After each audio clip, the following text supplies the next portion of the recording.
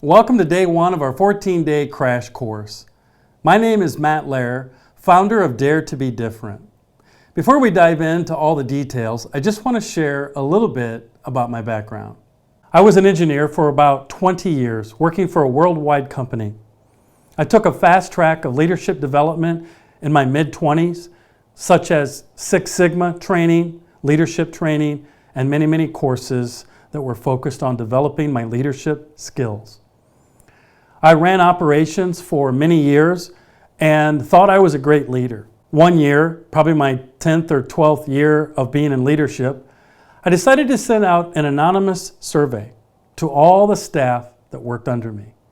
And I asked them to rate me.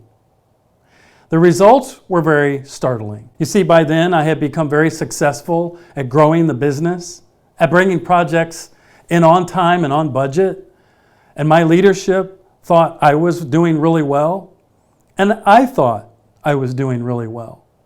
But when I quizzed all those that worked under me, I got a different story. And I started to see problems and flaws and issues with my leadership style. It was probably one of the most profound moments in my life. It was probably one of the most healthy things that I could have ever done. To look in the mirror, to send out an anonymous survey to those that I lead. We're going to unpack this in a great way in upcoming segments. What I realized is I wasn't very relational. I focused more on the business than I did the people. I didn't value the people as being the greatest assets of the business, and at times I probably treated them as if they were replaceable. And technically, they are replaceable, just like I was. But I treated them as such, and I learned that I needed to change. So whether you're a corporate leader or your leadership is found in the church world, on staff, elder, pastor, deacon, I want to talk to you about enhancing your ability to lead. I had to completely transform the way that I led. I had to become what's called a relational leader. And you can do both. You can be extremely successful with numerical growth, with business growth, with numbers growth. You can be very successful, and you can also be relational. As a matter of fact, I believe with all my heart now that it's through the power of relationships that we will reach our potential. We can exceed a lot of our levels of expectations. We can grow further than we ever thought possible by strengthening relationships. So I'm just going to call a timeout. You might be thinking right now, Matt, I don't want to hear anymore. I'm very successful at what I do. I've been very successful for many years. Or I've had some leaders say, Matt, I don't need to work on relationships. Those get in the way. They bog me down. I don't have enough time for everybody. I can't be everybody's friend. And I shouldn't be their friend. I'm their boss. I'm their leader. I understand how you feel. I was there. I want to help you understand that you can go from great to even greater. You can go from good to great. You can go from average to great by just tweaking a few things, by becoming a relational leader so that you can still accomplish your goals, but do it in a way that retains the top performers around you, whether it's church staff or corporate staff. You can do it in a way that creates enhancement in the skills of some of your staff that aren't very good performers. And I also want to help you understand when and how to cut ties from certain people or staff who are non-performers. Sometimes we have to do that, but I think there's a way to do it that is effective, that still remains healthy, and it doesn't break the morale of your team. We're going to talk about all of that. But I had to transform the way that I led. And I want to talk about the methods and the process as we go along. Then, through a sequence of events, I really felt called to leave the corporate world and found a nonprofit. So my wife and I decided to create a nonprofit called Dare to be Different. And this is where we were really focused on saving one specific type of relationship. the marriage. We were really motivated to help save marriages, to save families from divorce. So we took all of our skills and all of my leadership development skills and the do's and the don'ts and even my own failures as a leader. We took it into this nonprofit. We decided to interview many broken marriages and many people, hundreds and hundreds of people, to develop a method of mediation on how can we come into the life of a couple or a family where there's division and create harmony, create unity. And so we drafted a method called rounding the bases. Round the bases to a better marriage, round the bases to a better company, round the bases to a better leader, or round the bases to a better church. Rounding the bases has become the platform that we stand on. Each base represents a key step in solving problems, in creating vision, but doing it in a way that's relational, that builds trust, that people can buy into, and everybody can get on board with the process. We then trained nearly 20,000 people all over the world how to use our process and implement it in mentoring broken marriages. And I also took the process and I specially designed it for companies, for leadership, for staff, for development of employees, and I also created it specifically for church staff, pastors, associate pastors, elders, and leaders, and the congregation. You might be wondering why. Why, Matt, are you focused on leadership and staff, and why do you feel so passionate about this? Well, I believe one of our greatest callings in life is to build relationships with other humans. And I believe that one of the greatest threats to your organization or mine is division. It's conflict. It's when people don't feel valued, they want to leave a company, they want to leave a staff, they want to leave a church. And when turnover happens because we're not tending to the flock, so to speak, well, that's something that could have been avoided. And I believe that a very high percentage of turnover can be avoided. Some is necessary, no question. Some is necessary. But I want to help you learn how to retain the top performers, how to develop the average performers, and then how and when to let go of the non-performers in a way that builds morale but doesn't hurt morale. And I don't need to get into all the numbers as to why turnover can be so costly for you, because if you're a leader, you get it and you understand it. I'm going to unpack all this in the upcoming segments. I want to be clear with one thing. There's no question that this process is biblical. In John chapter 17, Jesus speaks very clearly to God the Father. And he says 3 different times that his final prayer before he dies on the cross is that we would become one. We, meaning those who believe in him. He was speaking about the disciples. And he says this 3 different times, and I find it fascinating why Jesus focused on this so much right before he died. Why? And he answers the question 3 times, that our oneness, our unity, our working together as one is powerful. And he says this 3 times.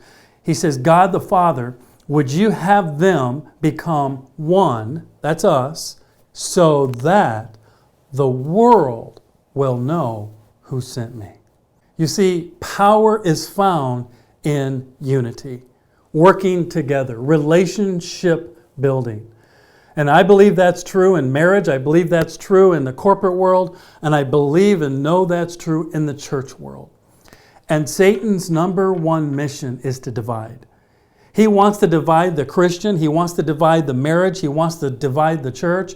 And if you're a Christian business owner or leader, he wants to create havoc everywhere that Christians go, so that we're so focused on the division that we're ineffective, that we're not a soldier, that we're not focused, and we're not able to function at the highest level so that God gets the glory and the world would know who he is. My calling and my mission is to solve that problem. So after training 20,000 people or more, writing some books on how to resolve conflict, and working with many companies and many church staffs, I now want to unpack all of this for you through this 14-day crash course.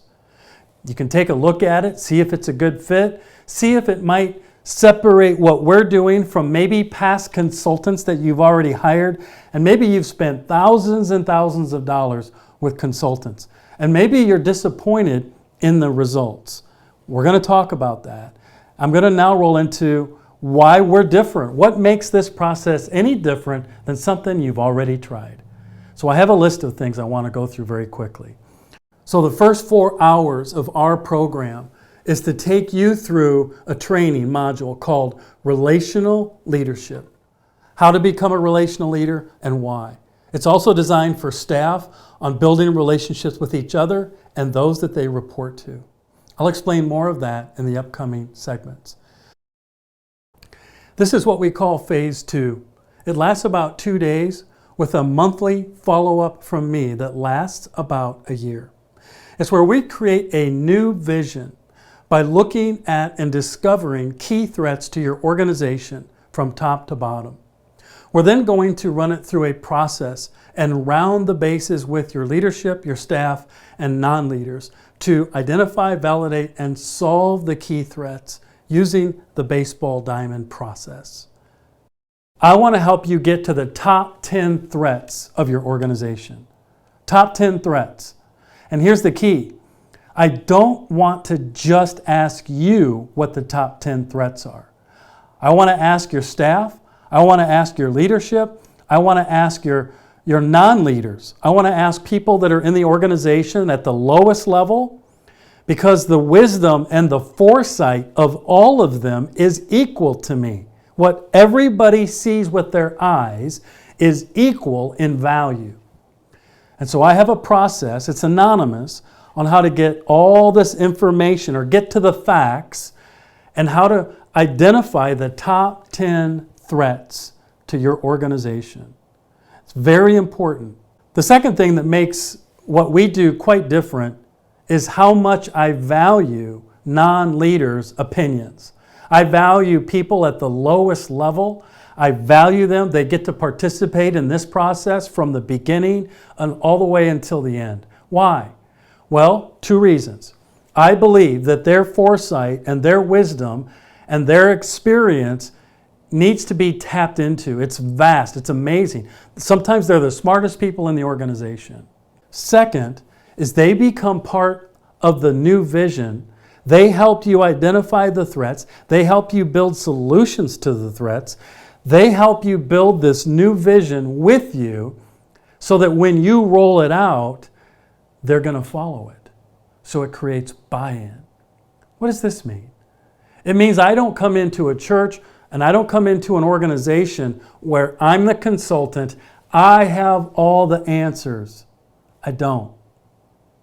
My strength is not found in coming to you with all the solutions to your problems. Not at all.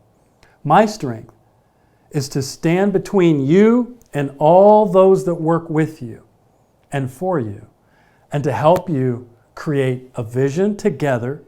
I can mediate. I can talk to both sides, all sides, and help all of you identify, validate, and solve your issues together. That's my gift and that's my strength. So I'm not a consultant with all the answers. I'm a consultant, if you will, with a method and a process that can extract from you the key threats. What are the solutions to the key threats? And then how can we create a timeline? And all this becomes a new vision. You build it, you create it, you implement it, and your people follow it. That's my gift. The next thing that I like to focus on that I think makes us different is I like to raise the value of the silent. I like to find people in your organization that are naturally quiet. They're naturally silent. And I want to get them to have a voice. And equal to that step is I like to take those who are dominant and I like to temper them. I like to temper the dominant, okay? Doesn't mean I don't listen to them or value them, but I like to temper them and I like to raise the value of the silent so that we have the best opportunity to get the greatest wisdom, the greatest foresight out of everyone.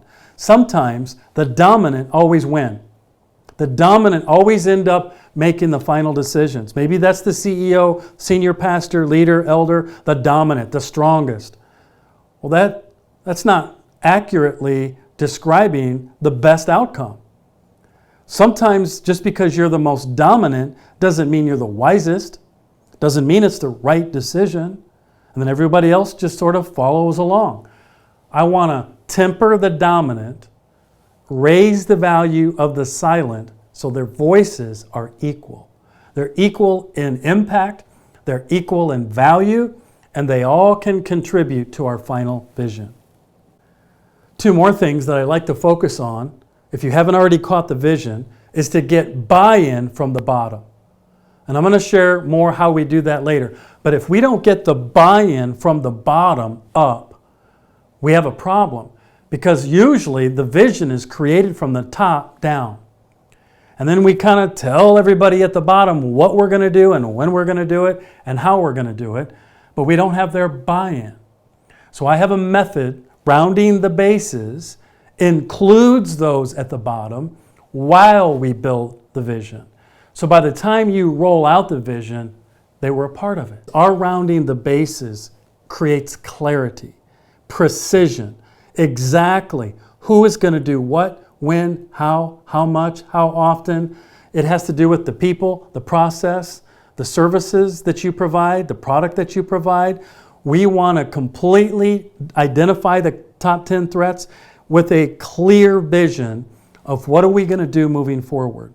And then for 1 year, I check in with you and I make sure those 10 projects, those top 10 threats with top 10 solutions are being implemented and followed through upon. And the last thing I want to talk about is I'm very serious about helping you create clarity and follow through. Clarity and follow through. So once you and your team identify the top 10 threats, and you and your team, which includes leadership and non-leaders, you come up with solutions, dates, times, places, and people, which, by the way, I want to take a deep look at all aspects of your organization. The people and how they lead and who they are in relationships, the processes, which is all the different processes, and the product or the service that you provide. And finally, I just want to make sure you understand again, the outcome of this process is based on you. You build it, you identify the threats, you have the solutions to the threats. And when I say you, I mean your organization, leaders, top leaders, middle leaders, non-leaders. You identify the threats, you solve the threats together. I mediate, I help go between. I help you come up with clarity, times and dates and places. As you take a really good deep look at the process, at the people, at the product, at the services that you provide, we're going to identify in every one of those areas the threats, and then you're going to solve them with detail. Who's going to do what, when, how. Sometimes that means we got to purchase things. Sometimes that means we've got to change processes. Sometimes that means we've got to develop people. Sometimes that means we have to replace people. Whatever the case, you've built it. My job is to hold you accountable after you roll out your plan, your vision. So for 1 year, once a month, I'll check in with you. How are you doing? Are you following through with your promises and your commitments as you roll out a new vision? And this is also very repeatable. So after you bring me in, the whole process is something you can use over and over again. Well, why would you? Because we often need to recreate a new vision. Every so many years, we have to reevaluate. What are the threats this year? What things do we need to focus on this year? So this whole process is repeatable. And I want to say one last time, you did it, you built it, you fixed it, you solved it. My job is to help you, but you're the one doing the work. So that's it. The rest is history. I look forward to talking to you in the next segment. Be blessed.